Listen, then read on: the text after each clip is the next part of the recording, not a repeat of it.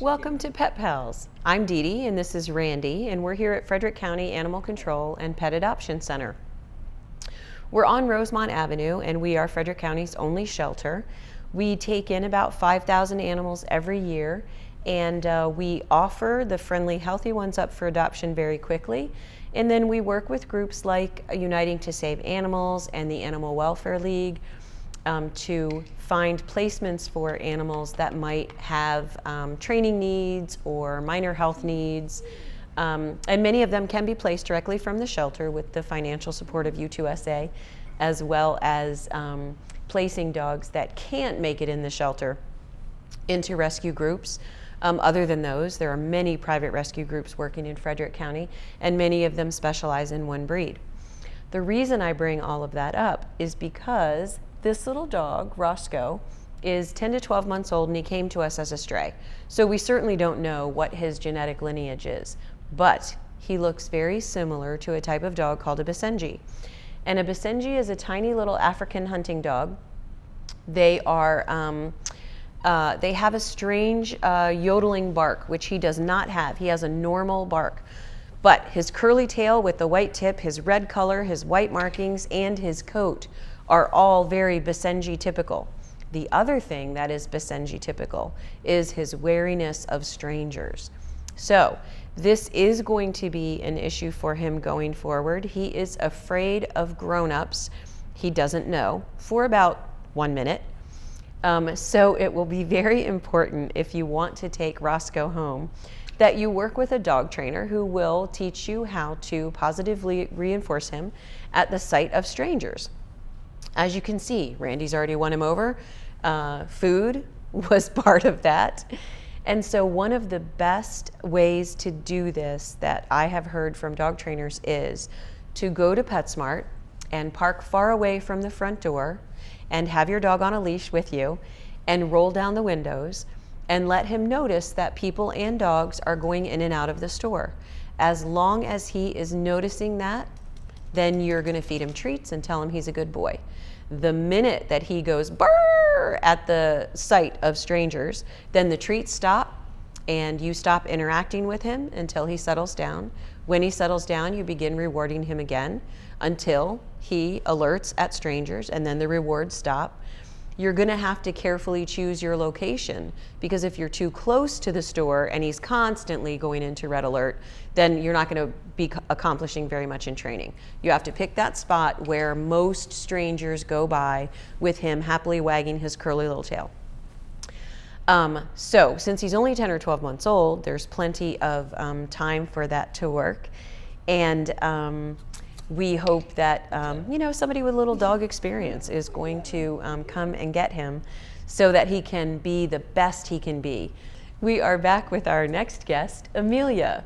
And Amelia is some kind of hound mix, like Plot Hound probably, because she's brindle. She could be mixed with a little bit of pit. She has a really short plush coat.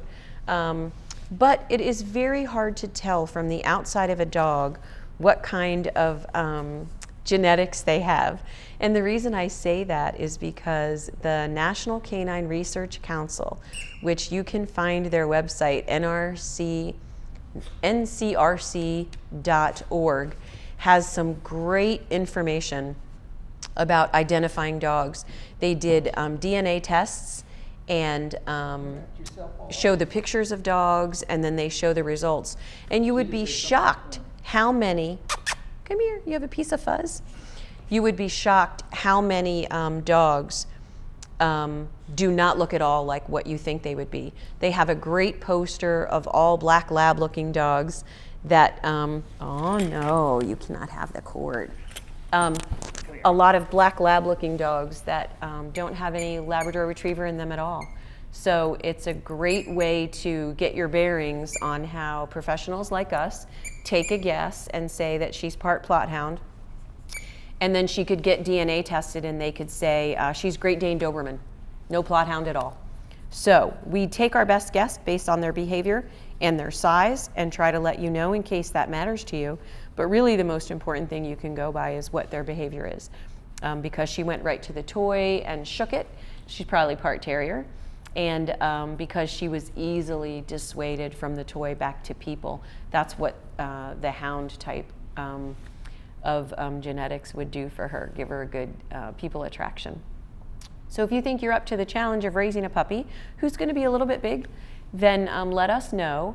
We may be lucky enough to already have a home for Amelia because we had 2 people interested in her, and if they follow through with their application and get everything in, then she may be on her way to a new home this weekend.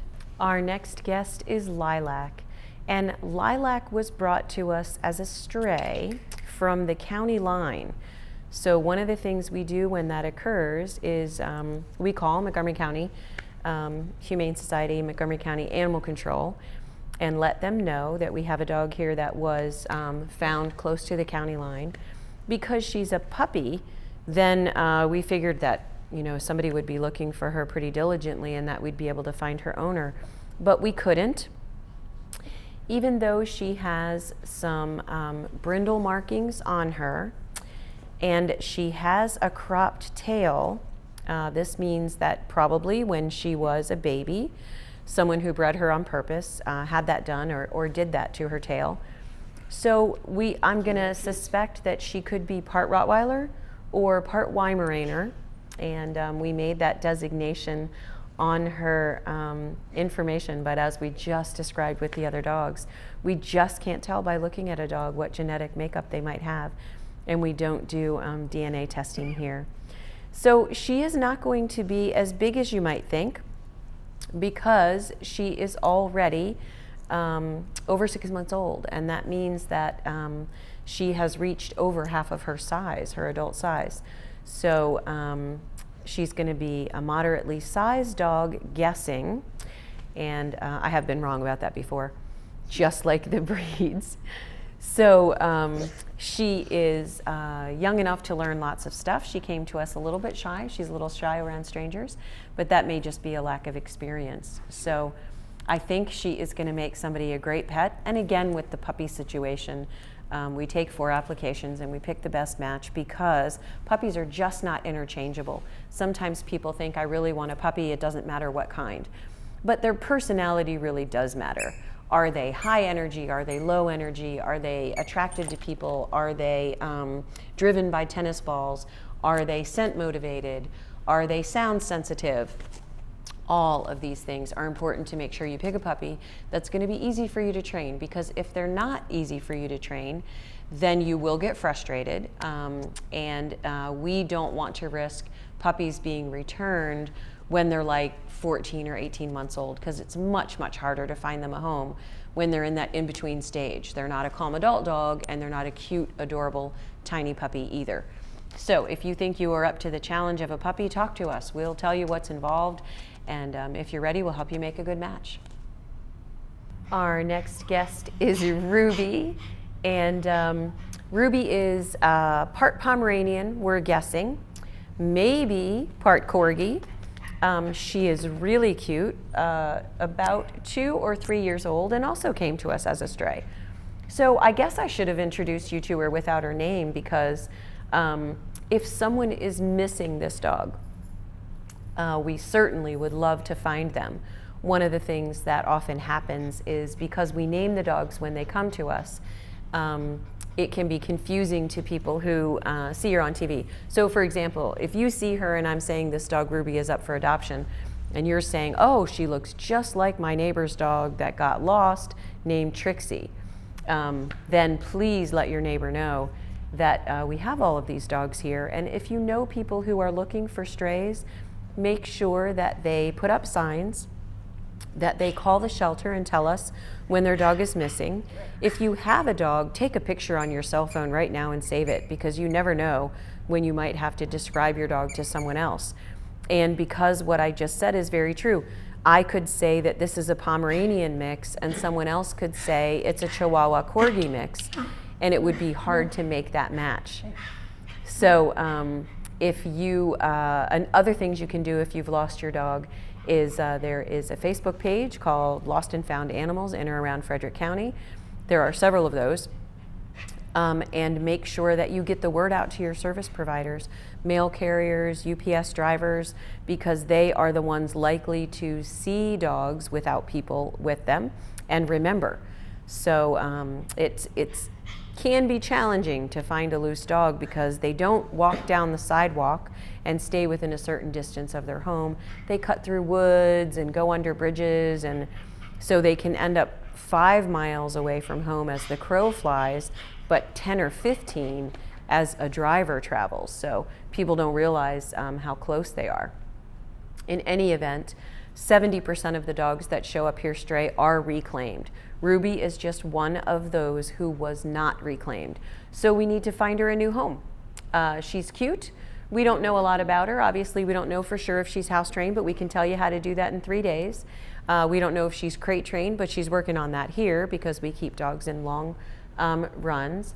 And certainly she likes people and has a lot of people skills. So I think she's going to make someone very happy. Our last canine guest is Hershey. And yeah, Hershey knows. And Hershey is a Shih Tzu that came to us from a family who gave him up after 11 years. They were having trouble taking care of him. And Hershey has not been to the vet since 2009 until coming here. Now he has been seen by the vet. So his right eye has a problem, and he's getting eye drops now, and hopefully that will give him some relief. But what we're concerned about is that he might have, or he might develop something called glaucoma, which would make his eye ache. And if that's the case, what normally happens in dogs is a veterinary ophthalmologist would remove his eye. And he has shaggy hair and another healthy eye, so he'll adjust to that. And cosmetically, because of his hair, it won't necessarily be that noticeable if you care about that. But it may not come to that. The treatment that he's receiving might work. But my reason for bringing all that up is that we're going to need a very special home for this little guy. It's got to be somebody who does not mind that he's already 11. So that means, you know, if he only lives to be 14, it's a very short time to have a dog, but it will be a wonderful time because he's lovely and gentle and sweet, well-mannered. But we also need somebody who's not going to mind if he does lose one of his eyes. You got to still love him, even if he has that, what some people would consider a defect, which I'm sure he would not. And so it's something to ask. You know, people have to have a very big heart. And Randy and I have talked about this before, and I've talked about it on the show. It is not always as hard as you might think to find a home for an older dog, because many people understand, I want a dog that's already house trained. I want a dog that can stay home alone without being too upset. And I want a dog who's already used to people and can ride in the car and walk on a leash and do all the things that dogs can do. In addition, I don't know where I'm going to be living in 10 years, so I may not be able to make a 10 or 15-year-old commitment to a dog. So there are lots of practical advantages to an older dog.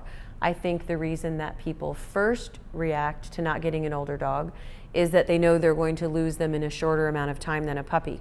But if you think about it, that's not exactly true. Even when you get a puppy, you don't know how long your dog will live, and you don't know what the dog's behavior will turn into with time. So you actually don't know if you're going to be able to provide for that dog all through its life.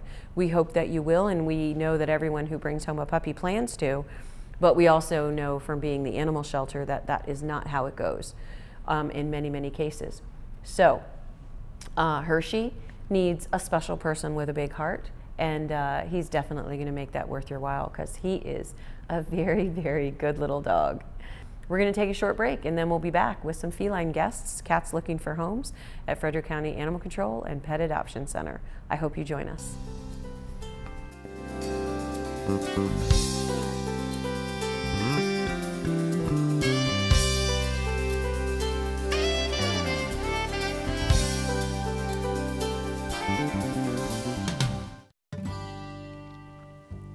The original Frederick County, Maryland seal, dating back to the mid to late 1800s, depicted an unclothed farmer holding a spiked tooth harrow and a single shovel plow. In 1957, a former Roads Board engineer was asked to create a new decal for offices and office doors.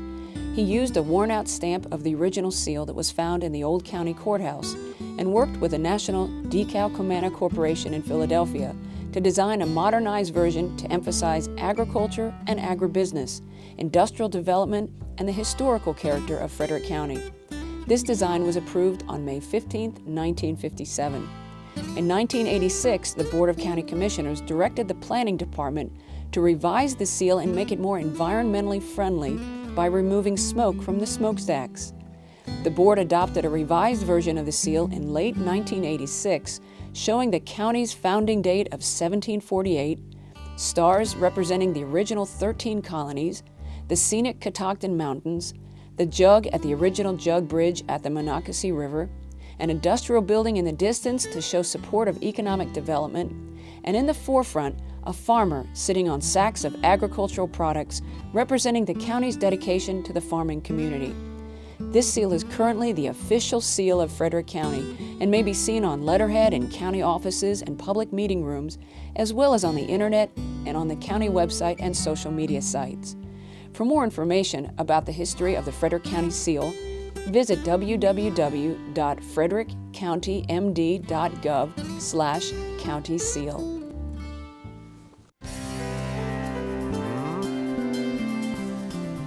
Welcome back to Pet Pals. We are bringing you now some adoptable cats at Frederick County Animal Control and Pet Adoption Center. And this is a pretty important time of year to people who have been waiting to adopt. Between April and October, I know I say this all the time, but we take in over 1,000 kittens. And every single year, I hope that that number will be smaller.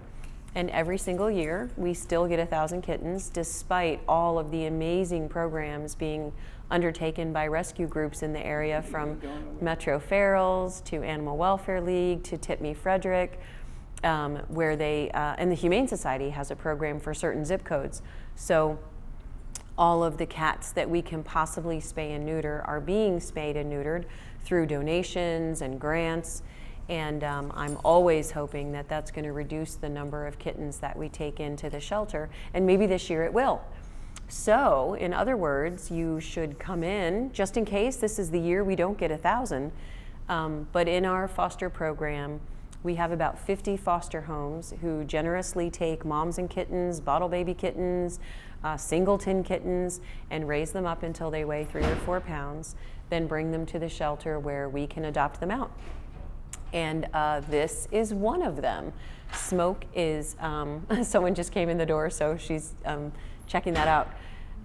Smoke is a gray tabby kitten. She weighs just 3 pounds. She just got spayed on Wednesday, and she is one of the many kittens that will be arriving in the next couple of months.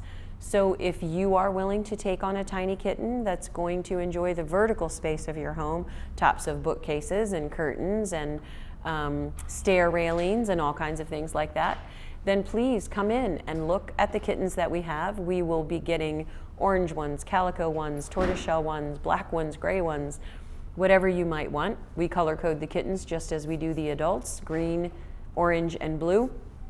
If you have the luck of getting a kitten that is color-coded blue, that means the kitten is very confident and easy to handle, trim nails, clean ears, and those make the very best pets for children, if that's what you're looking for.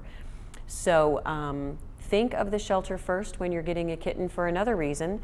Your kitten for $97.50 will come spayed, microchipped, started on vaccines, checked for worms, treated for roundworms, even if he or she does not have them, treated for fleas and mites, even if he or she does not have them, and checked by a vet. So it's a great deal because that saves you a considerable amount of the first year's veterinary cost of having a kitten, and gets you a head start. Now, does that mean that in the future the kitten's not going to cost as much as every other kitten? No. But of course that gives you a good start, and it helps us find a home for a kitten that is in need. Our next feline guest is Kit Kat. And Kit Kat is a neutered male 3-year-old cat. who was found by a family who found him as a baby, and they placed him with one of their family members. And, oh, he's shivering.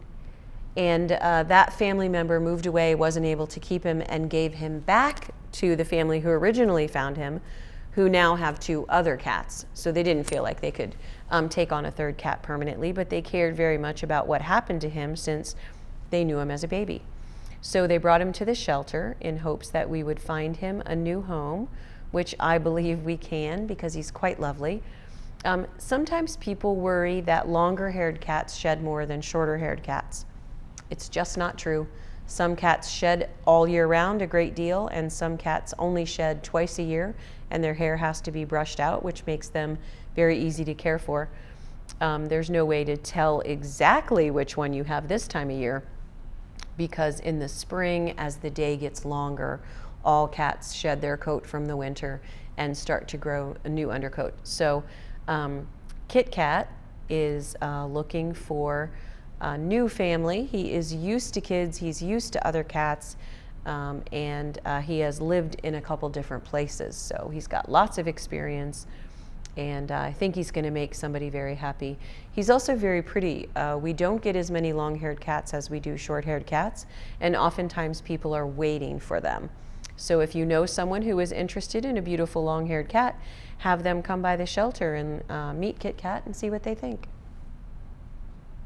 Our next guest is Kitty. And Kitty, despite her size, is a full-grown cat. She just happens to be very, very tiny. She is a year old, and her color is called brown tabby and white, if you need to know that. Sometimes people like to know for description, because if you lose your cat, it's very nice to know what we call the different colors so that you can convey that to us pretty specifically. Obviously, a picture is great, but in an emergency, unforeseen circumstance, you might not have one. Kitty was hanging around a family's home for about 2 months, and of course they assumed that she might go back home, or that they might be able to say to enough neighbors that they had seen her around and find out who owned her. And since that did not happen, they started calling her Kitty and taking care of her. And when they realized that they weren't going to find her family, they brought her to us. And the reason that's a great thing is because had they not done something this time of year, Kitty would have become pregnant and had a litter of kittens, and made the situation that she's in just a little bit worse for her and a little bit harder for us to save them all. So Kitty would like to have a new home. She was very willing to come out to Randy and come up here to this room, but as you can see, she's a little nervous right now. So she probably will need some understanding when she gets into her new home. And what we recommend people do is start a new cat out in the bathroom for a week. And oftentimes people say, oh my gosh, that seems mean because I have this huge, beautiful house for her to explore. Cats feel very insecure in territory they can't control, and bigger territory is more overwhelming. So giving them a small space they can control until they are bonded to you and understand that you're a safe, good person is a great way to show them that you care. Daffodil is our next guest, and she is a typical tortoiseshell cat. We think she's about 3 or 4. She also came to us as a stray. And some of the things that are unique about tortoiseshell cats are they often have a split face of color, and Daffodil does have that. She's black on one side and orange tabby on the other. They also often have some tiger stripes within their orange coloring, which she does have on her tail and on her forehead. And they often have some white markings, feet, belly, nose, as she does, maybe tip of the tail. But people often get their color mixed up with calico. And I'll try to do my best right now to explain the difference, because it matters when you are reporting a lost cat.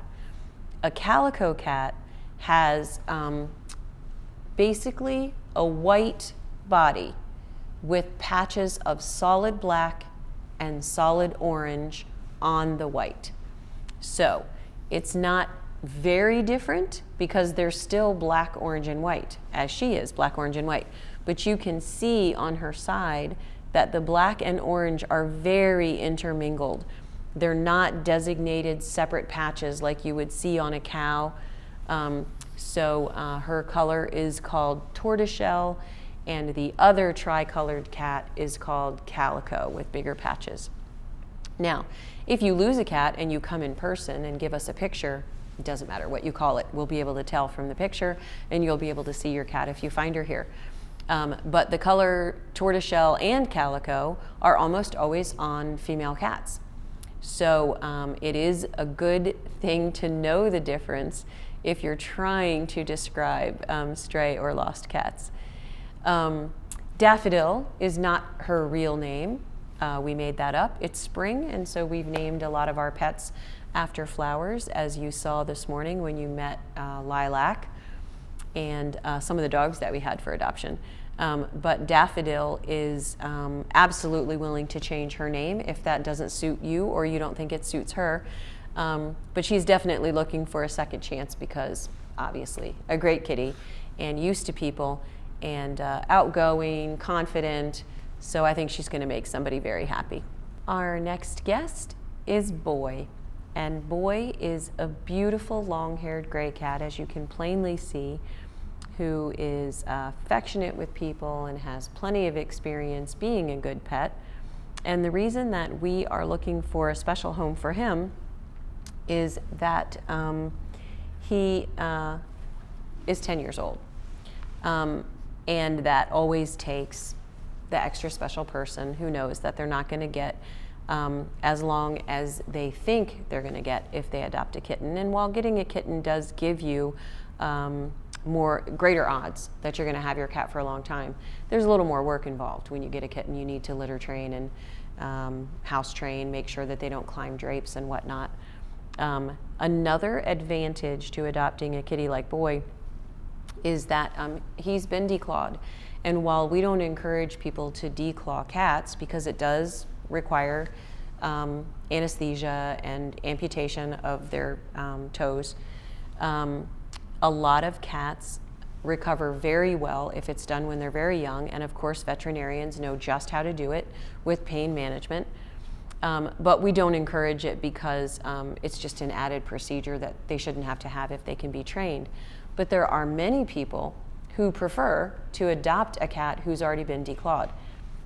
So because he has that advantage, then we will hopefully find somebody who doesn't mind that he's 10 and is willing to take him in for his advantages. So if you think you are interested in knowing more about Boy or meeting him, come on down to the shelter. If you might know someone who would be a good match for him, let them know he's here. And if you have seen any animals today that might make a good match for you or someone that you know, then please help us get the word out. You can, as usual, go to Pet Finder or Pet Tango and print out the profile of an animal and post that somewhere around your neighborhood or homeowners association. PTA newsletter, online lists that you might belong to. Or you can share the episode of Pet Pals, whose link will be at the bottom of your screen shortly, so that people can see the animals that we have featured on Pet Pals. You can also find clips of this show, photographs that our photographer has taken on our Facebook page. You can get daily updates on who's been adopted, sometimes who has applications. You can see Randy's Photoshop work. We do our best to keep it interesting and keep you engaged and let you know anything you need to know about the animals or animal control in general. So thanks for joining us on this week's episode of Pet Pals. I hope we see you next time, and remember, anything you can do to help us get the word out helps these guys get a second chance.